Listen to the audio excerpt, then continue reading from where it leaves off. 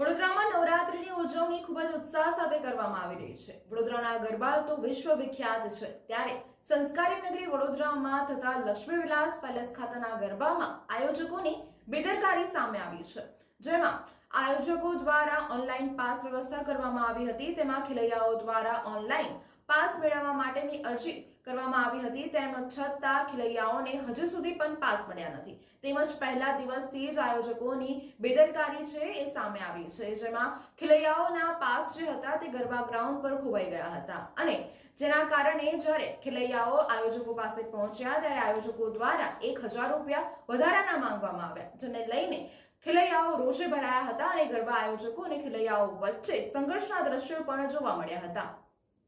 લક્ષ્મી વિલાસ પેલેસના heritage garba મહોત્સવમાં પ્રથમ નોરતે જ અવ્યવસ્થા અને અંધાધૂનીના દ્રશ્યો જોવા મળ્યા હતા। અનેક ખેલૈયાઓએ ઓનલાઈન બુક કરાવ્યા હોવા છતાં તેઓને સમયસર પાસ મળ્યા ન હતા।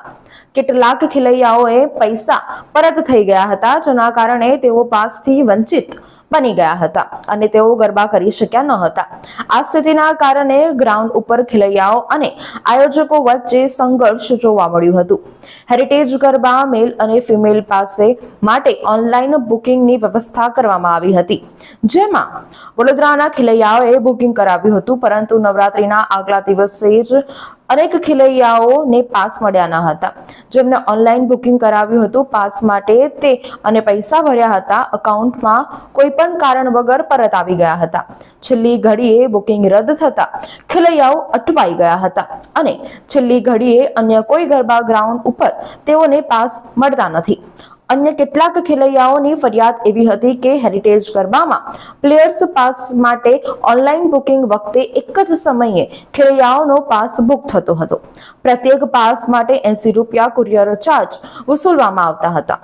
ઘરમાં 4 સભ્યોના પાસ બુક કરાવીએ તો 4 વખત બુકિંગ કરાવવું પડે છે અને દરેક પાસ માટે 80 રૂપિયા, એટલે કે એક જ એડ્રેસ ઉપર 4 પાસ આવવાના હોવા છતાં 4 પાસનો અલગ અલગ કુરિયર ચાર્જ વસૂલવામાં આવે છે।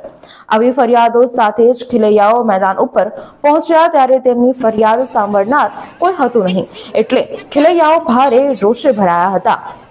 ये लक्ष्मी विलास पैलेस का है, ये मेरी बुकिंग आईडी है। इन लोगों ने बोला बुकिंग आईडी दिखाओ, मैंने मेरी बुकिंग आईडी दिखाई, बोल रहे आपका पास रॉन्ग है। मेरी पूरी एंट्री है कि मैंने कितने का पास भरा है, मेरी पूरी अमाउंट है, मेरे पास फुल प्रूफ है कि मैंने पास भरा है और पैसे भी दिए हैं। उसपे भी ये लोग बोल रहे हैं कि मेरा पास फेक है। फेक बता रहे? फेक बता पैसे भरा? पैसे भरे लो, देखो पूरा देखो, बुकिंग है, प्रूफ भी है। क्या मानते हो आप इस प्रकार के आयोजन है इसको? हर ऑर्गेनाइजेशन में ई पास अवेलेबल है और यही ऑर्गेनाइजेशन में ई पास अवेलेबल नहीं है, ये कन्वीनियंट नहीं है। हर जगह ई पास अवेलेबल है तो यहाँ पे भी होना चाहिए। क्यूआर कोड सबको दिया है, इधर भी दिया है, तो होना चाहिए। और ये बहुत गंदी और सिस्टम ही नहीं है।